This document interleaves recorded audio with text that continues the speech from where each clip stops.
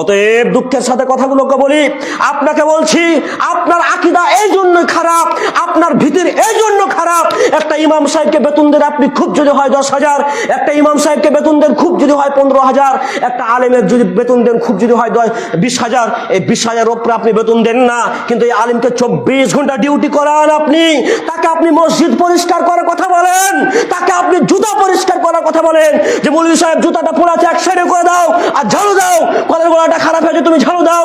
এরকম তো 24 ঘন্টা ডিউটি করে একটা কথা এদিক ওদিক করে তুমি বড় কথা শোনাও, কথা শোনো। তোমার কত তুমি মায়ের দুধ খেয়েছো, আমার সামনে এসে তুমি বলো না দেখি তোমার ক্ষমতা। মুহাম্মদ সাল্লাল্লাহু আলাইহি সাল্লাম বলছেন আলেমদের মর্যাদা কত। মুহাম্মদ সাল্লাল্লাহু আলাইহি সাল্লাম বলছেন আলেমদের মর্যাদা কত।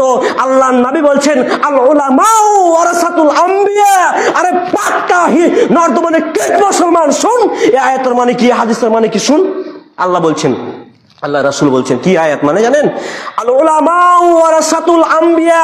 মুহাম্মদ সাল্লাল্লাহু আলাইহি সাল্লাম বলছেন নবীদের পরে পরে পরে পরে এবং নবীর পরে আল উলামা ওয়ারাসাতুল আম্বিয়া, আলেম ওলামাগণ হলো নবীদের ওয়ারিস। বলুন সুবহানাল্লাহ। আর তুমি ওই আলেমকে 24 ঘন্টা ডিউটি করে তুমি নিজে পাইকারি পেয়েছো, তুমি যে তুমি 24 ঘন্টা ডিউটি করবে, জুতা সাফ করাও, মসজিদ সাফ করাও, উমুক খারাপ হয়েছে ধুমুক খারাপ হয়েছে, তোমাকে সাফ করতে হবে না, তুমি নেকি নিবে না, তুমি জান্নাত লাভ করবে না। তুমি কেমন মুসলমান?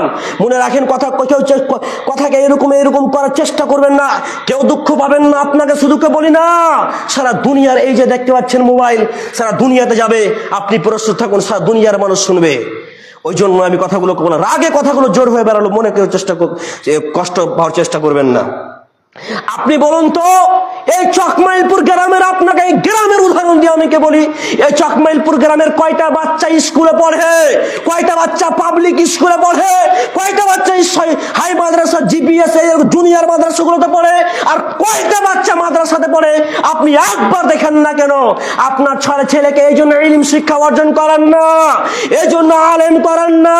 প্রত্যেকটা যদি আইন থাকতো, এইরকম যারা ইমাম মসজিদ থাকছে, এই মসজিদের 20,000, 30,000, 50,000 টাকা যদি মাসে বেতন দেওয়া হতো, তাহলে 100 মধ্যে 100 চ্যালেঞ্জ দিয়ে আমি বলতে পারি 100 মধ্যে 100 সারা পৃথিবীতে যত জামে মসজিদ আছে, যত মসজিদ আছে, সমস্ত মসজিদে নাই নাই করে 12 বছর পড়ার, একটা 12 বছর পড়ে একটা আলেম হয়ে বুখারী মুসলিম শেষ করার পরে একটা আলেম হয়ে যদি তার 20 থেকে 30 থেকে 40, 50 হাজার টাকা যদি তার মাসে বেতন দেওয়া হতো, আল্লাহি এই কাঠের উপরে চড়ে আমি বলছি বিল্লাহি তাল্লাহি, আল্লাহর কসম, আল্লাহর কসম, আল্লাহর কসম, এরকম জেনারেল শিক্ষা না করিয়ে সমস্ত এই যে জামিয়া ফাইজি হাক্কানি শেরসাই আছে মাদ্রাসায় বাচ্চাটা আঁটতো না, এমনি তো আঁটে না আরো আঁটতো না।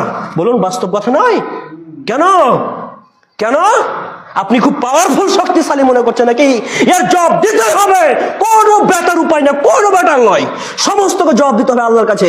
যে 24 ঘন্টা ডিউটি করালছিস আর খুব মুসুদ্দি করেছিল নাকি, 100 টাকা মাসে দিতে ফেলে যাচ্ছ তোর নাকি? আল্লাহ বলবেন কথা খারাপ লাগছে নাকি? লাগবে তো, হক কথা তো না বাচ্চা, কেউ কষ্ট চেষ্টা করেন না এদিক ওদিক করা।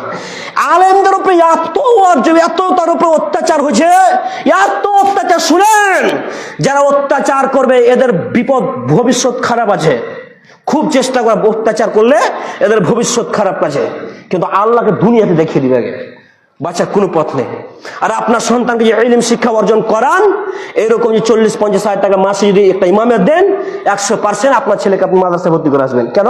হ্যাঁ, একটা বাচ্চাই একটা জিবি একটা এমনি জেনারেল শিক্ষাই অর্জন করায়, তো নাই করে 15-16 বিএড টিএড কি ধুমুক করতে করতে এম এ করতে 30 থেকে 40 বছর পাস, 20 বছর আগে পরিচয় হলো। 20 বছর পড়ার পরে যদি পায় তো খুব, যদি পায় তো পাবে 40,000 টাকা 30,000 টাকা প্যারাটিচার হিসেবে, খুব যদি পায়, সবাই তো পাবে না, কিছু কিছু পাবে। আর একটা আলেম যদি 12 বছর পরে যাও 30,000 40,000 টাকা বেতন হয়, তো কে ভর্তি করবে না মাদ্রাসায় বলুন তো? সবাই ভর্তি করবে। কেন ভর্তি করছে না মাদ্রাসাতে? কেন ইলম শিক্ষা অর্জন করাছে না? 5,000 টাকা বেতনে আমার ছেলে কি করবে? 6,000 টাকা 10,000 টাকা বেতনে আমার ছেলে কি করবে? এই কথাটা ছাড়া কিছু নাই। এই কথাটা ছেড়ে কেন এই ভিক্ষা, এই দিনী শিক্ষাকে ভিক্ষা শিক্ষা মনে করছে? এই ইলম শিক্ষা কোরআনুল মাজিদকে যে কিতাব পড়লে, একটা যদি কিতাব পড়ে, এই কিতাবের একটা হরফ পড়ে তো 10 করে আল্লাহ তাআলা তার নেকি লিখে দেয়, বলুন সুবহানাল্লাহ।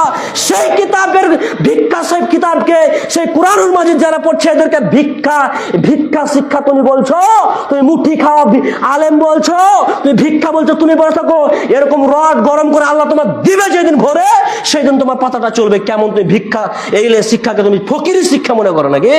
খুব সাবধান, সতর্ক, কেউ এদিক এদিক করার চেষ্টা করবেন না। এটা হলো আল্লাহর কোরআন। আল্লাহ তাআলা বলছে, পৃথিবীর মানুষ শোন, তোর সন্তানকে তুই 14-15 হাজার টাকা, একটা সন্তানকে তোর বাড়িতে এসে হোম টিউশন পড়াই, 1 ঘন্টা করে 4,000-5,000 টাকা দিস, তুই মক্তবে পাঠাইস তোর সন্তানকে প্রত্যেক দিন, মাসে কয় টাকা দাও তুমি বলো তো? কয় টাকা দাও জি? 100 টাকা তো দাও না, 75 টাকা দাও? 75 টাকা দাও। আর তোমার সন্তানকে তুমি পড়াইছো পৃথিবীর সবচেয়ে শ্রেষ্ঠ কিতাব দা, তোমার মূল্যায়ন কত তুমি দিলে? আল্লাহর কোরআনের মূল্য দিলে তুমি? সেই দিন বাঁচার কোনো পথ নেই। অতএব আমি বলতে চাইছি, কেউ আমাকে বিরোধিতা করার চেষ্টা করবেন না, কোনো বাঁচার পথ নেই। আর যারা মোড়ল সর্দার আছে, ক্যাশিয়ার আছে, এদেরকে হিসাব করে রাখতে হবে। যেদিন আল্লাহকে হিসাব দিবে সেদিন পাতাটা চলবে। আজকে অত্যাচার জুলুম করার, আর যখন মাসে 4 দিন 5 দিন ছুটি যায়, কি ব্যাপার হে ইমাম সাহেব বাড়ি চলে গেল কেন? ভাষাটা এরকম বলে তো, তার জন্য বলছি বুঝাবার জন্য। ইমাম সাহেব যে 8 দিন থেকে গেছে, মানে কি হয়েছে? ওর মেয়ের ছেলে নাই, ওর মেয়ের ছেলে জৈবন নাই, ওর জৈবন নাই, ও যাবে না? তুই প্রত্যেকদিন ওর বিছানাটা ঘুমাইয়া থাকছো, সেই জন্য তোমার কোনদিন হয়তো একদিন এদিক ওদিক হচ্ছ, তখন তোমার উপর জোর হচ্ছে, ও আসর দরকার নেই, ওর জৈবন নাই ভিতরে, ও যাবে না? বাঁচার কোনো পথ নেই। শুনুন, কথাগুলোকে মূল্যায়ন করার চেষ্টা করুন। আল্লাহ তাআলা আমাদের সকলকে মানার এবং আমল